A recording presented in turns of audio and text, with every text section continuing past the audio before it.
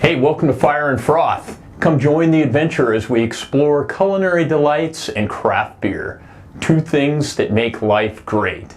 And today, we're going to fire up the Weber Kettle for one last time. Yeah, that's right. It's getting to the end of our course out here in Arizona, and we decided to celebrate with some tri-tips. So we're going to cook up tri-tips, do a reverse sear, and do them on the Weber Kettle today. Check it out.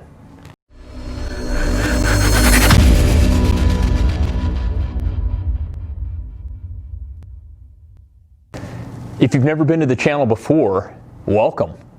Hey, we try to put out new cooking, brewing, or product review videos every weekend. And so please subscribe, share us with your friends, and enable notifications. That way you never miss a single exciting episode. And like I said, today we're going to be doing tri-tips. Some of the guys picked up a couple of tri-tips at Costco, got a good deal on them, and we're going to season them today with some stuff that one of my classmates brought back from New Mexico. He's got this Palitas green chili blend, and we'll put a link, or actually it's green chili seasoning. We'll put that in the show notes, so you can, if you want to try some of it, just go ahead and pick up some from Palita. And we've also got a new recipe for the steak seasoning. So yeah, we're doing something a little bit different than the traditional Santa Maria blend, and we'll let you know how it goes. I think it's going to be dynamite. Hey, so we fired up the Weber Kettle. We got to go in. We were looking to try to shoot for a temperature around 225, 250 degrees. We didn't get that. It ended up being much hotter than that. It was around 350 degrees, but we did some things in order to get the temperature to drop back down.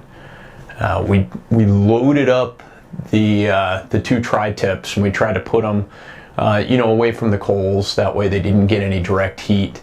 And then we kept working on the kettle, trying to get the temperature down. We ended up getting it to settle around 250 degrees, and it sustained that for most of the cook. We were shooting for, we really wanted to get the temperature of the tri-tips up to 120 degrees Fahrenheit before we pulled them off and got some more hot coals on the fire and got that thing blazing hot. What we wanted to do was get it up to about 450, 500 degrees Fahrenheit. That way we could complete that reverse sear. So once we got it going and we got the kettle super hot, we loaded the two tri-tips back on, got them on the hot side. I mean, right over those coals. So we didn't need to leave them there long, because if we left them there long, then we'd overcook them. And we're looking for a done temperature around 140, 145 even. And we put them on.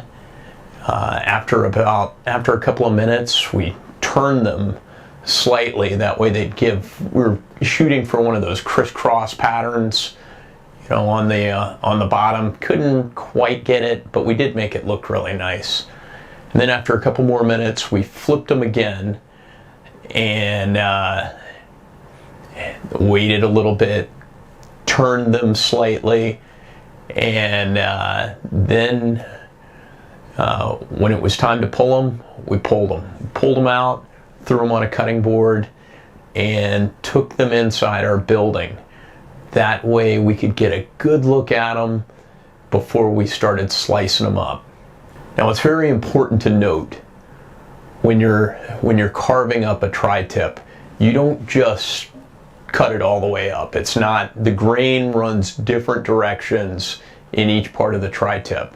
So here's a picture right here, just to kind of understand that they're generally 3 different regions on the tri-tip, and you cut.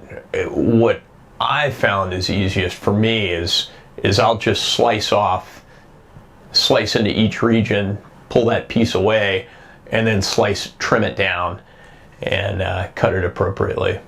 And I'll tell you what, everybody was pretty happy with these. They turned out really well, incredibly juicy, and very tender, and really nice. You know, I was happy with the seasoning, good flavor.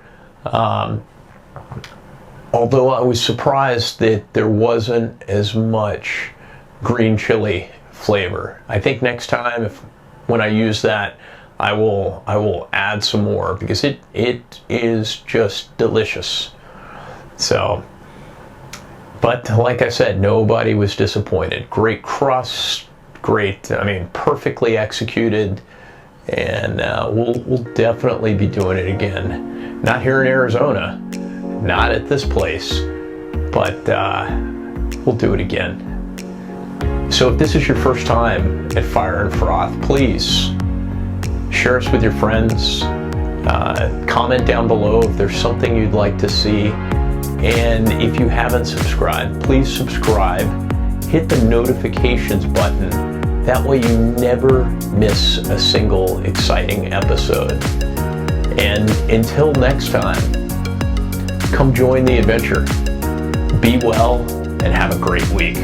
All right, thanks.